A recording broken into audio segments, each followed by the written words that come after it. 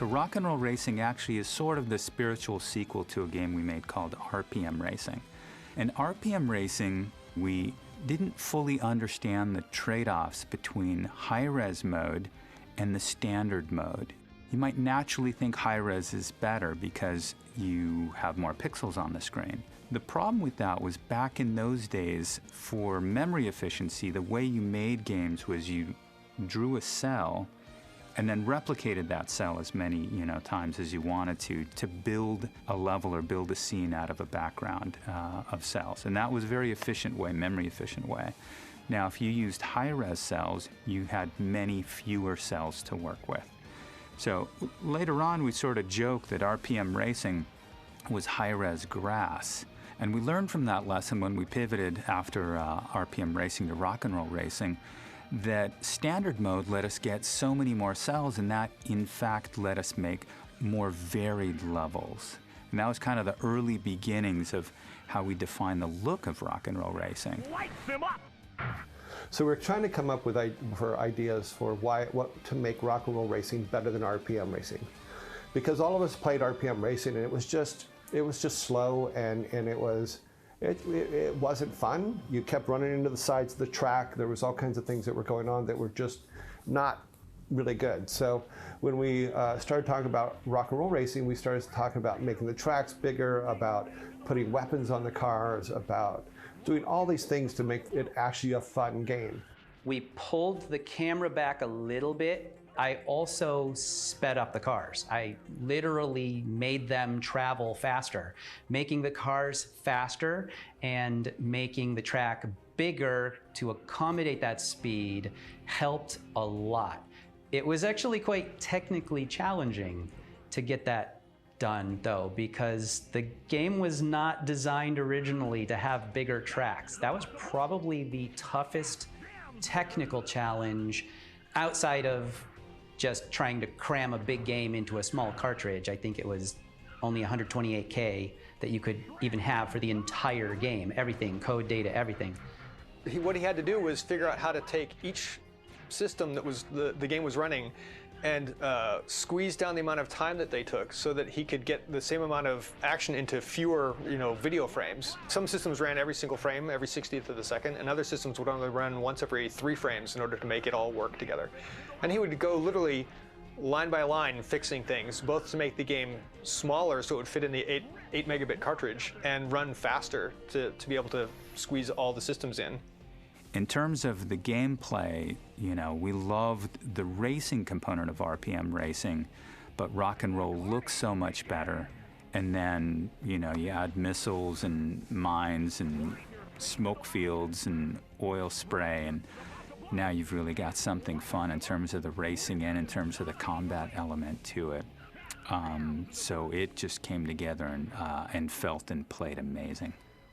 I think the appeal of Rock and Roll Racing is just racing games are always fun. And if you can blow things up while you're racing, it's even funner.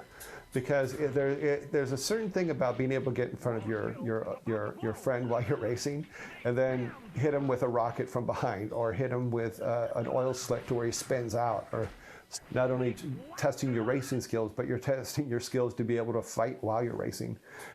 When you're building a game, if the game just plays the same every single time, you pretty rapidly get bored with it. And this is in the days before the internet existed and people could patch games. So we had to make a game that was self-sufficient and would last for long periods of time, that people would play and play and play and play. And so some of those elements are just adding upgrades to the game.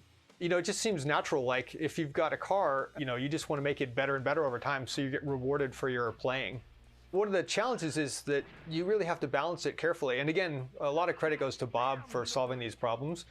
Because if you're in the lead and you have a lot of weapons to use against your opponent, then the opponent will never catch up. And so most of the weapons are pretty weak if you're the lead racer. Like oil slicks don't do that much against you, and mines don't do that much. Whereas the missiles are actually quite powerful because it's fired by the person who's in the back. But you can't make it too powerful because then the trick is get behind somebody, shoot them, and then win the race. So one of the innovations of Rock and Roll Racing was putting real rock and roll music into the game. And the person who gets credit for that is actually Brian Fargo, including the name Rock and Roll Racing. It was like one of those ideas that just seemed so obvious when you hear about it. You think to yourself, why hasn't someone else already done this? Why isn't everybody doing this? The first company we contacted, or the first musician we contacted, was actually ZZ Top. We thought, hey, maybe we'll call this ZZ Top's Racing or ZZ Top's Rock and Roll Racing. The amount of money, the price tag, basically, for us to be able to get them was prohibitive. It was too expensive. So we thought, okay, that's the issue. That's why no one is doing this, because it just costs too much. And then we contacted a music service that provides sort of low-cost licensed music in public settings, elevators and things like that. And when we looked through their library, we found there were a ton of cool songs in there. And so we licensed, I think, about a half a dozen songs at a reasonable price, and we were able to adapt them into the hardware at the time. And it was like peanut butter and chocolate. It was just perfect. You could always make the cars go faster or paint them red, because red is always the fastest color. But I think it was the addition of heavy metal that made everyone just drive a little bit more frantically, and it upped the game a little bit. My favorite track on Rock and Roll Racing would probably be Highway Star. What songs did we know that that made you want to go out and drive? You know, and I had brought up the song Highway Star. I said to the guys, I go, here's the song that I would put, here's the song I would use. And they had never heard of it, so I played it for them. That one got in, and then Radar Love got in, and a couple others that were on, and then it was all about being able to license them. And back then, it wasn't like today where, because of Guitar Hero and all the rock and roll games, it's very difficult to get a license that's going to cost more than what your game is. We, as developers, even way back then, had a tremendous passion for music ourselves. I mean, I remember one afternoon we were at the office and we just happened to hear a radio ad on the commercial for a concert that was going to be going on that night, and tickets were still available. We literally got in the car, drove down the road to the venue, bought tickets, and went to the concert. I can still hear that song playing in my head, and I can hear Larry Huffman with "The stage is set, the green flag drops." The stage is set, the green flag drops. The idea of putting voice in there, like a race caller's voice into the game, that was another one of those ideas, just like putting rock and roll music into the game, that when we thought about it, seemed really obvious. Why aren't more people doing this? And again, we thought there must be some sort of technological reason for it. But as we explored it, we realized we could get great compression rates, and we could replay that audio, the voice tracks, at high fidelity, and then it would sound great. Let the carnage begin!